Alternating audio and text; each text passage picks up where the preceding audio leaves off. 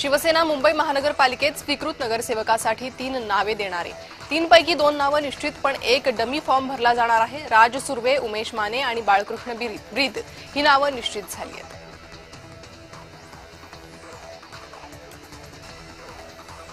अजित पवारांबाबत शोक प्रस्तावावर बोलताना मंत्री हसन मुश्रीफ भावूक झाले। त्यांनी शपथ घेतली की मला बोलायचे, तुम्ही देखील शपथ घ्यायची आहे। यावेळी दादा मला सोडून गेले। अजितदादांना श्रद्धांजली व्यक्त करताना मुश्रीफांना अश्रू अनावर झाले। राज्याच्या भाजप कार्यकारिणीची प्रदेशाध्यक्ष रवींद्र चव्हाण यांच्याकडून मंगळवारी घोषणा केली जाणार आहे। प्रदेशाध्यक्ष रवींद्र चव्हाण यांची मंगळवारी सकाळी 8 वाजता पत्रकार परिषद होईल। विश्वसनीय सूत्रांनी जय महाराष्ट्रला माहिती दिली आहे।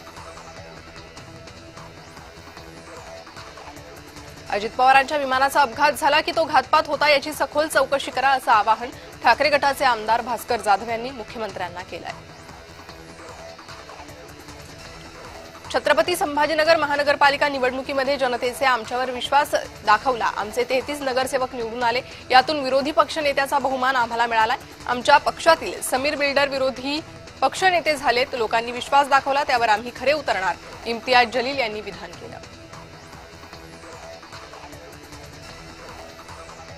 काँग्रेसचे प्रदेशाध्यक्ष हर्षवर्धन सपकाळ यांनी अहिल्यानगर जिल्ह्यातील नेवासा येथे संत ज्ञानेश्वर मंदिरात पैस खांबाचं दर्शन घेतलं। यावेळी त्यांनी भाजपसह सत्ताधाऱ्यांवर टीका केली आहे। सत्ताधाऱ्यांना लोकशाही मान्य नाही, हे अधर्मी सारखे वागतात, राजधर्म पाळत नाही असं दुःख असल्याचं म्हटलंय।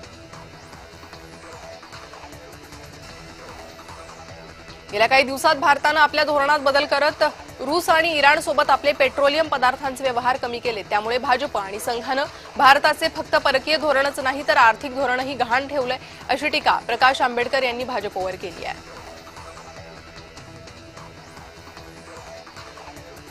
आपल्या सर्वांचे आवडते आणि लाडके स्वर्गीय अजितदादा यांच्या शोकसभेला आपण एकत्र आलोय। किती मोठा माणूस होता, कामाचा माणूस आणि विश्वासाचा माणूस आपल्यातून निघून गेला, आपण त्या दिवशी पाहिलं असं म्हणत एकनाथ शिंदेंनी शोक व्यक्त केला। आमदार आदित्य ठाकरे आणि अनिल परब यांनी विधानभवनातून बाहेर निघताना मंत्री गिरीश महाजन यांच्यासोबत हस्तांदोलन केलं। सत्ताधारी मंत्री आणि विरोधी पक्षाचे आमदार यांची विधानभवन आवारात भेट झाली, त्यामुळे यांची विधानभवन परिसरामध्ये चर्चा होती।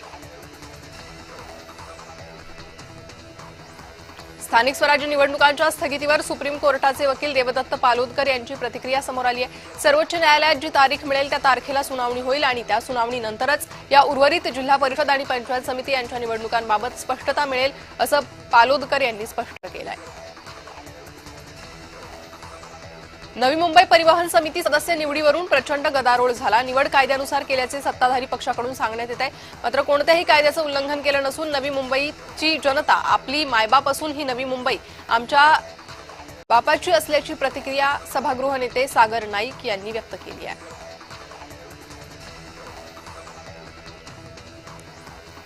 अर्थसंकल्पीय अधिवेशनाला सुरुवात झाली। अजित पवार यांच्या निधनानंतरचं हे पहिलं अधिवेशन असून अजित पवार अर्थसंकल्प अधिवेशनात नाहीये, त्यामुळे राष्ट्रवादीचे नेते भावूक झाले होते।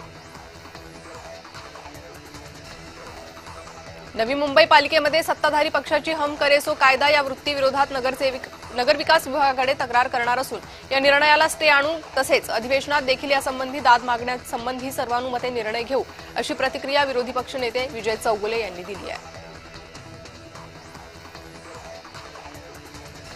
नाशिक महापालिका स्थायी समिती सभापती पदाची रस्सीखेच वाढली आहे। भाजपकडून मच्छिंद्र सानप यांनी उमेदवारी अर्ज भरलाय, तर अपक्ष उमेदवाराला राष्ट्रवादीकडून सभापती पदासाठी उमेदवारी दिल्यानं निवडणुकीत भाजप विरुद्ध राष्ट्रवादी आमने सामने आलेत।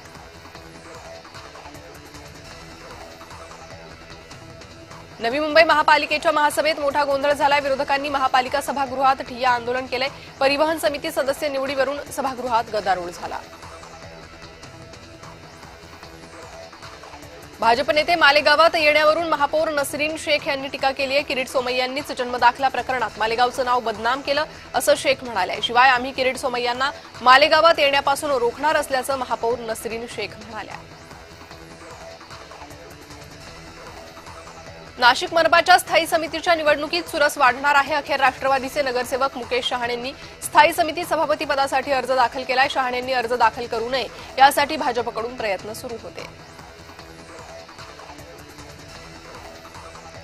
विधान परिषदेत उद्धव ठाकरेंनी अजित पवारांच्या शोकप्रस्तावाबाबत भाषणात भावनिक विधान केलं. आपले वाटणारे अजित पवार आज दिसत नाही ही खंत असल्याचं ठाकरे म्हणाले. अजित पवार यांच्यासारखा भरोसा असलेला मित्र मी गमावला असंही उद्धव ठाकरेंनी म्हटलं.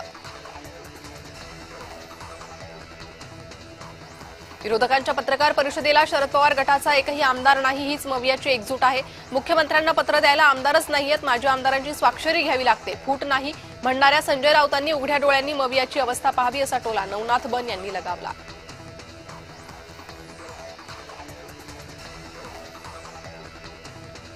शरद पवार यांच्या तब्येतीविषयी डॉक्टरांनी माहिती दिली आहे. पवारांची तब्येत सध्या चांगली आहे आणि सध्या ते विश्रांती घेत आहेत. तसंच सर्व रिपोर्टही नॉर्मल आल्याची माहिती शरद पवारांवर उपचार करणाऱ्या डॉक्टरांनी दिली आहे.